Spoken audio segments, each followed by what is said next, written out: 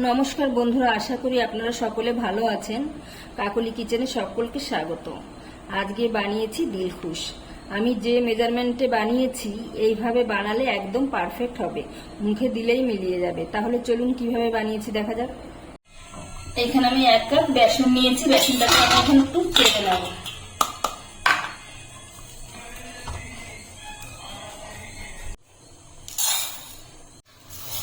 আমি 2 কাপ চিনি দিলাম। আমি 1 কাপ বেসন নিয়েছি, 2 কাপ চিনি দিয়ে দিলাম আর 1 কাপ জল। এখন আমি চিনিটাকে জাল করে নেব, মানে গলিয়ে নেব। এদিকে আমি একটা কড়া বসিয়েছি, এর ভিতরে দিয়ে দিচ্ছি আমি 1 কাপ ঘি।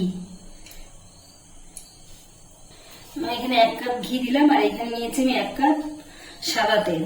আমি কিছুটা এর ভিতরে দিয়ে দিচ্ছি আর কিছুটা রেখে দিলাম। যে তেলটা রেখেছিলাম আমি এই বেসনের মধ্যে দিয়ে দিলাম।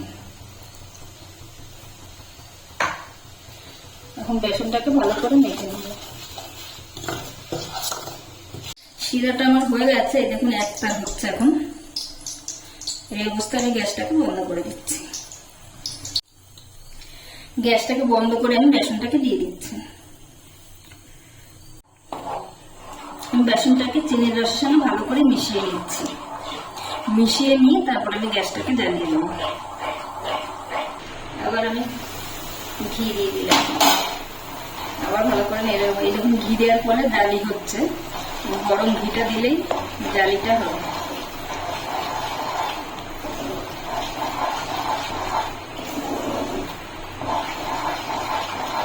এইভাবে আমি করে নেবো, মানে মিশিয়ে নেবো ঘিটা, তারপর আবার আমি গরম ঘিটা এর মধ্যে দেবো। এখন আমি 2-3 বার করে ঘি দিয়েছি আর এরকম ভাবে মিশিয়ে নিয়েছি। এখন আমি পুরো বেসনের সঙ্গে মিশে যাচ্ছে।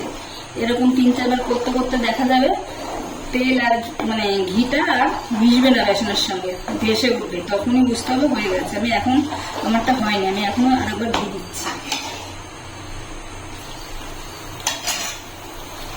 আবার মিশিয়ে দিচ্ছি।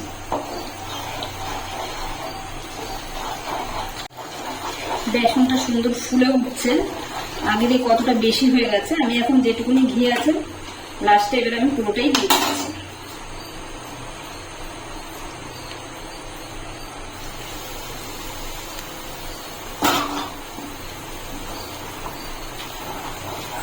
আমার এটা তৈরি হয়ে গেছে, এখন আমি নামিয়ে নেব। এবং ঘি এখন উপর দিয়ে ভেসে উঠেছে, তার মানে এটা আমার তৈরি হয়ে গেছে।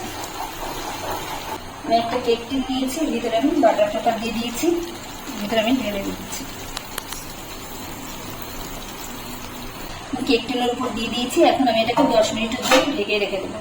10 মিনিট হয়ে গেছে, এখন খুব গরম আছে, কিন্তু এই গরম অবস্থায় আমি কাট লাগিয়ে নিচ্ছি, না হলে পরে কাটতে অসুবিধা হবে শক্ত হয়ে গেলে।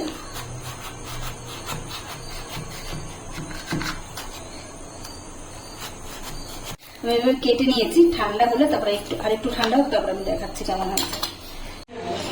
এখন আমি আরেকটু কাট লাগিয়ে নিচ্ছি, কেটে রেখেছিলাম তার উপর দিয়ে আরেকটু কেটে নিচ্ছি। বের করে নিয়েছি, দেখুন এখানটা কালারটাও এসে গেছে। এখন আমি ভেঙে দেখাচ্ছি কেমন হয়েছে। এই দেখুন ভেতরটা কি সুন্দর জালি জালি হয়েছে, কালারও এসছে, নরম একদম, শক্তও ভালো, এখন গুঁড়ো করা হয়ে যাচ্ছে। রেসিপিটা আমার তৈরি হয়ে গেছে। ভিডিওটি যদি ভালো লাগে তাহলে একটা লাইক করবেন, সাবস্ক্রাইব করবেন এবং কমেন্টে জানাবেন কেমন হয়েছে।